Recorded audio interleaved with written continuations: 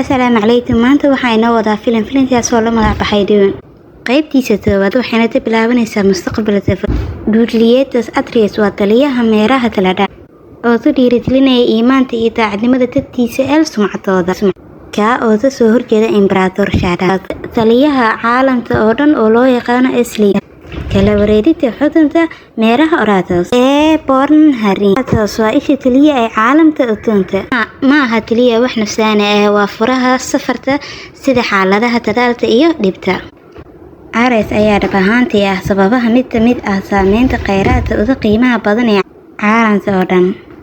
Leto ayaa ka shaqaysan ujeedooyinka Imperatorka ee uu soo tirayo Ares, laakiin wuxuu doortay inuu qaato boosta. Si kastaba ha ahaatee, wuxuu rajeynayaa inay abuurto isbahaysi xasilooni ah ee meeraha Freeman.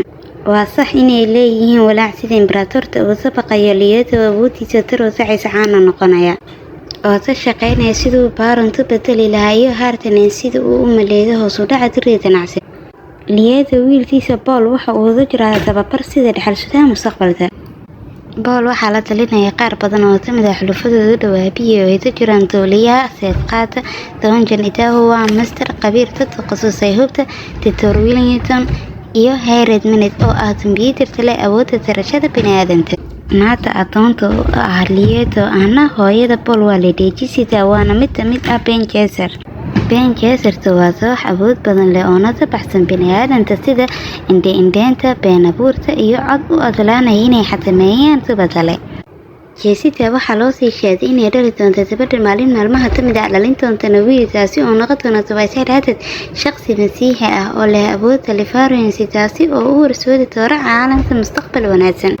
Markaas Jessica waxay dhashay Paul oo sidaas darteed Ben Gesserit hooyada waxay codsatay in ay sida tijaabiso si loo qiimeeyo qanmadiisa kadib markii uu bilaabay inuu yeesho riyooyin sheegida mustaqbalka. Markii Paul ka gudbay imtixaanka, hooyadii reference waxay si qarsoodi ah u booqatay Baron iyada oo ka codsatay in uu badbaadiyo nolosha Paul iyo Jessica dadaalkiisa soo socda ee dhanka tirada ganacsiga. Markii uu yimid Oratos, Tonjan Idaho wuxuu hogaamiyay xisbi si uu ula xiriiro. Tonjan hadafkiisu waa duul sida Freeman uu ka maqlay Ben Gesserit ku saabsan wixii sheekada ku xiran Paul iyo Lady Jessica. Leto wuxuu samaystay isbahaysi oo uu la socdo hogaamiyaha Freeman Stelter iyo Titor Day inay ka caawiyaan tababarka Leto iyo Paul xaaladaha aad u halista ah ee doorashada xabaarta oo ay ka mid tahay la dagaalanka Doriyaanta weyn ee dilaada ah. Si qarsoodi ah Titoria oo u afduubtay xaasta Boran. Titoria wuxuu qiyaamay tirada ganacsiga wuxuuna hoos u dhigay taashaanta dhufaysto si uu u ogolaado in Imperatorka ciidankiisa ay duulaan ka qaadaan. Markii ay weerar ka qaadeen askarta tirada ganacsiga ayaa in badan oo ragga saacada u ah Leto la gowracay oo ay ku jiraan Terne helay. Titoria oo weli doonaya inuu ka arko Baron ayaa si qarsoodi ah u siinaya Leto absoor sun ah si ay u adeegsadaan weerarka xun. Baron wuxuu dilayaa Titoria markii Leto uu soo qabtayna wuxuu sii daynayaa sunta ayaana dilaysa sida Harkonnen iyo Mated Peter isagoo si xun u dhaawacaysa Baron. Tantaalada oo dib hoos yimaada Baron wuxuu meeleynayaa wiil uu adeer u yahay si dhibaato iyo naxariis daran raaban baahalta mas'uul ah meeraha toosashada iyo dhirta udgoon. Paul iyo Jessica waxaa qabsaday Harkonnen laakiin inta lagu sii waday saxaraha Jessica waxay isticmaashaa codteeda si ay u adkaato ee u disho afduubayaasha.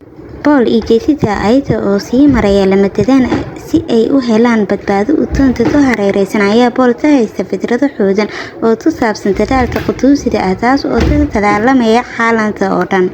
Aakhirtii Paul iyo Jessica waxaa helay oo badbaadiyay Tonjan iyo Thanes. Kooxdu waxa ay ka qariyeen sabab cilmi baaris ah oo looga tagay taasoo Thanes u sharaxaya in loogu talagalay in loo isticmaalo in lagu soo celiyo cadaarka iyo nolosha Artemis ka hor inta damaca utoonta uu sababay in meeraha looga tago sidii meel lamadadaan ah aan la dili karin. Tonjan oo doonaya inuu ka fogaado dagaal dhiig badan oo sokeeya ee caalamka ayaa Paul u sheegaya inuu qorsheynayo inuu guursado mid ka mid ah gabdhaha boqorka oo calaamad u ah nabad iyo daacadnimo. Kooxda Sartar ayaa markaas la ogaaday. Tonjan wuxuu naftiisa u hurayaa si uu u badbaadiyo Paul iyo Jessica si ay u baxsadaan halkaas oo Thanes dhaawac dhimasho ah oo u yeerayo Sandworm si uu u dilo askarta xun.